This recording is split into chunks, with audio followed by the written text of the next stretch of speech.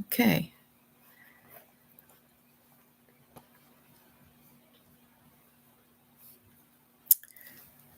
You should be on too, John, so you can see it. I'm having a problem signing up for my phone, but you go ahead. We're waiting just a few more minutes, and then we're going to get started.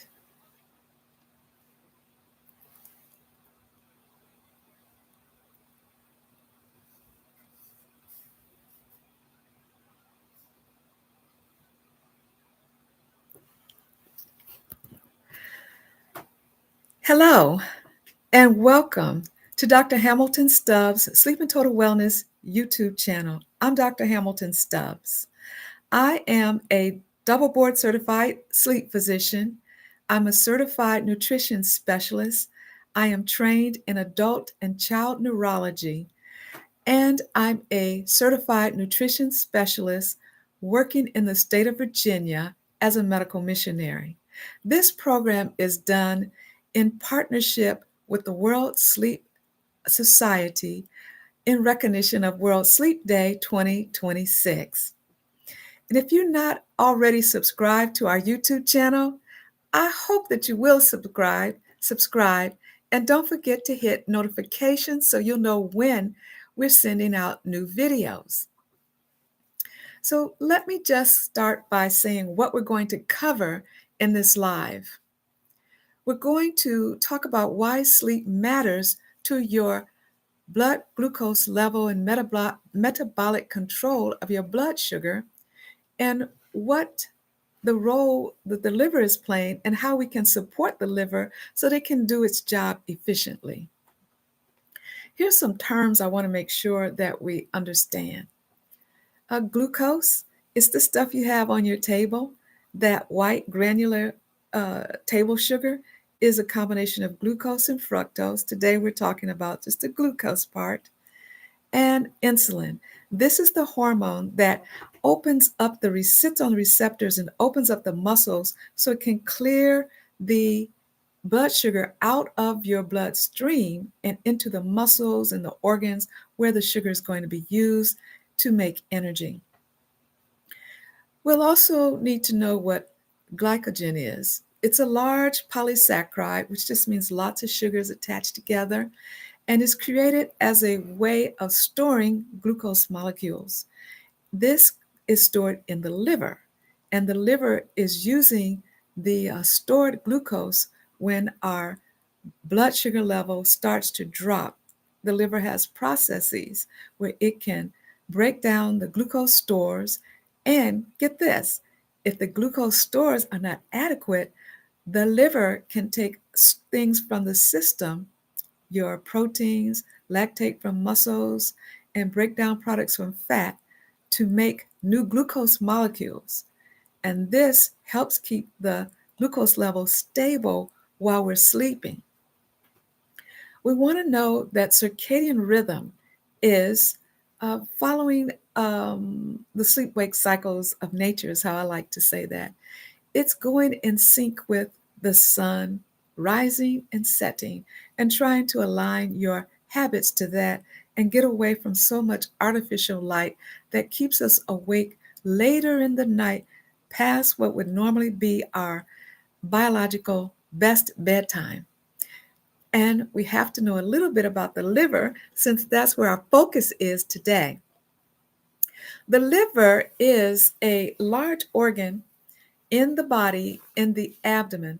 I wanted to show you, just touch your abdomen. I can't get it down on my abdomen. I can't get the video down on my abdomen, but touch your abdomen. And with your right hand, feel for your rib cage. Right below your ribs is your liver. The liver is about the size of a football, and this liver is very important.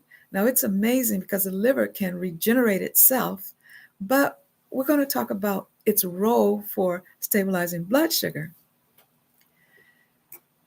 So, if you're finding this video helpful, I want you to like it so the algorithm will show the video to more people, and then share it with people that you know need to hear this. So what does the liver do? It has lots of functions, cleaning out the blood.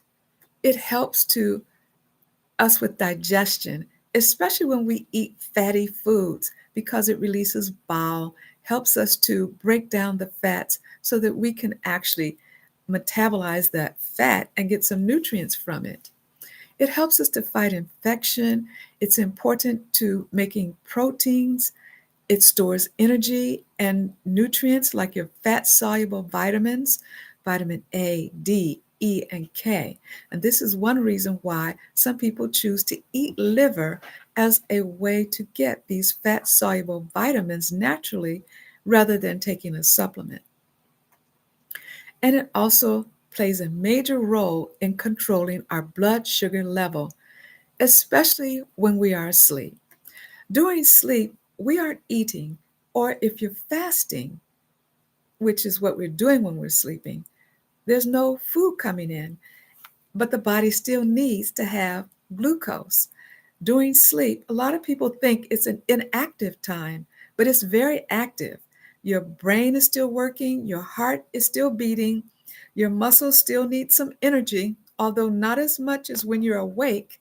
Your digestive system slows down, but it doesn't stop completely because this is when your repair work goes on during the sleeping process. And so you need to have a form of glucose when you stop eating. And this is what the liver is doing for us.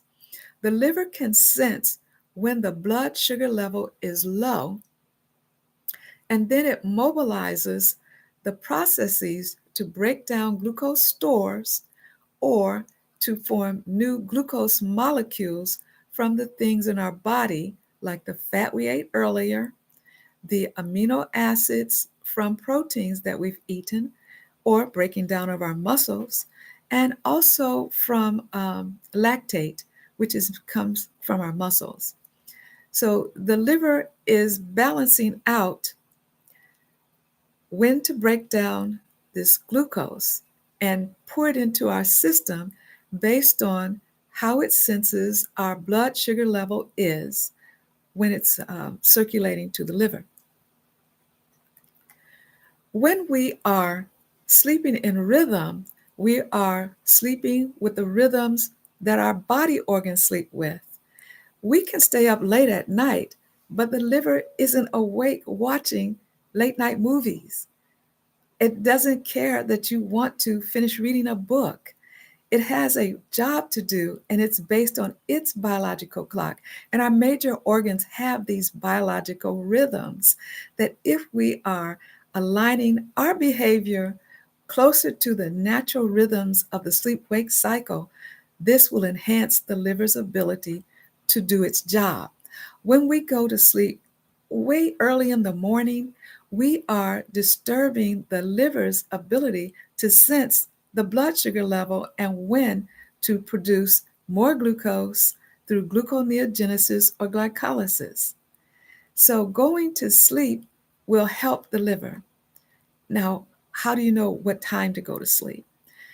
Actually, there's a lot of research that tells us that everybody is not necessarily needing to go to sleep at the same time. And if you want to find out what your ideal bedtime is, I want you to visit our website at drhamiltonstubbs.com and go to the blog. We have a link there that's going to take you to a tool that we created based on verified instruments to give you some idea of what your bedtime might be. The old fashioned way and the simplest way is to divide people into owls. These are the people who like to go to bed very late, and larks. These are the people that go to bed early and they wake up early. There's no right or wrong. There's just a tendency to fall into one of these categories. Now, when you go to our website, you're going to see it broken down into 4 animals. And it's the same thing. It's going to tell you when you should go to bed. So you want to try to stay within this window. And I'm going to give you a hint. There is no bedtime that's ideal after 11 p.m. Now, there are some people who are short sleepers or have some genetic tendencies where they are sleeping at a different time than these 4 circadian patterns that you'll see on our website tool, or the two that I just mentioned, owls and larks. But most people are going to fall within this framework. So find yours, and it's unique to you. You can also do a sleep diary. We have that on our website too. And I put the link below so you can get these tools. You can download it, just fill it out for about 2 weeks. Throw out the first couple of days and then average the last 10 days or so and get the number of hours of sleep that you need. This gives you an idea of when you should be in bed. Now, I had a lady contact me. She was concerned because she was diagnosed with diabetes. Her doctor told her if she didn't bring her blood sugar down, she was going to have to take a second medication. She didn't even want to take the first medication, but she couldn't get her blood sugar to normalize by the things that she was doing. She was doing everything her doctor recommended that she do, eating her diet appropriately. She was doing a little bit of exercise, and she just could not get this stubborn blood glucose level to go down so that her hemoglobin A1C would go down. Hemoglobin A1C is the biomarker used by healthcare providers to see over a period of time how your blood sugar level has been. Has it been too high, creeping up into the level of diabetes, or is it too low? Most of the time, we are looking for this because we want to make sure that you aren't silently slipping into diabetes. It doesn't happen overnight. It's a gradual progression where you may have your blood glucose level creeping up into what's called pre-diabetes and then eventually diabetes. So what she did was call me up and she says, I really don't want to take a second medication. We looked at her sleep patterns. She had gotten into the habit of going to sleep between midnight and 1 o'clock because she liked to watch movies or talk to her friends, and some of her friends were in different time zones. We looked at her diet, made a few tweaks, and then I helped her inch back her sleep to what her ideal sleep time would be. And when she went back to see her physician and he checked her hemoglobin A1C, her numbers had come down and she did not need another pill. And this could be the case for other people out there. You may not need another pill. You might need to adjust your sleep to the right time. She was going to bed between midnight and 1 and waking up at 10 a.m., which gave her adequate hours of time in bed, but it was coming at the wrong time of the night. The liver is just confused. She's throwing off all of her hormones that are coming out during that first half of the night to help stabilize her metabolism. So, what can you do? Well, going to bed is a good thing, but sometimes we need a little strategy, some things to help us. So, what I like to tell people is have a routine. Start preparing for bed about 30 minutes or so before you're actually going to get into bed. You want to turn down your lights. Try to turn off your computer, your cell phone, and get yourself in a quiet mood. If you have some work you need to do, stop doing that about an hour to 30 minutes before bedtime. If you find baths relaxing, take one. Everyone doesn't need the same thing. Some people might find it stimulating. So you have to pick these things out, find the one that actually works for you. If you are going into your bedroom, make sure that it's a comfortable place conducive of sleep. Now, I had one patient come to see me. She couldn't go to sleep. When we looked at her environment, she had recently moved into a new apartment and she had all of her boxes still on her bed and she was sleeping on the floor. Now, maybe that wouldn't bother some people, but she couldn't sleep. So we just had her organize her room, put her in the bed. If your bed hasn't been changed, the mattress hasn't been changed in a while, you can't afford a new mattress. If you have a mattress that's finished on both sides, you can flip the mattress and maybe you'll get a better surface. If your mattress has this dip where you've been sleeping in it for years, you might want to switch it around a little bit. try to get a more comfortable surface to sleep on. Don't forget the temperature. Sleeping in a room that's slightly cool, 68 degrees is what's recommended. But if that's too cold for you, maybe a little bit, inch it up for what's comfortable but slightly cool for you. This is supposed to help you usher in your deep sleep, which comes for most of us predominantly in the first half of the sleep and is very important for the restoration of our bodies. Noise control. Turn off your cell phone if you can. Now, sometimes people have to keep it on for alerts for work or some things that might be of concerning to you. But if you don't fall into that category, turn off your cell phone. Don't forget those electromagnetic fields that come from your cell phone. You might want to charge that cell phone someplace other than in your bedroom. I like to turn off televisions, and if it's possible, take them out of the bedroom.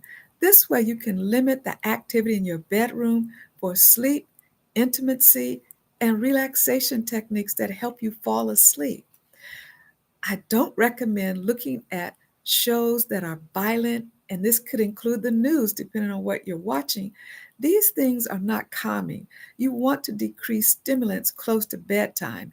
So we often think of stimulants as the things that we eat: caffeine, nicotine, if you are smoking, and if you're drinking tea. Some people drink tea.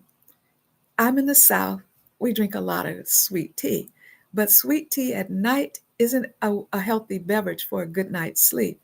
Also, large amounts of added sugar or just sugar can disrupt your sleep. So you want to take these things out. These are all stimulants that could disrupt your sleep.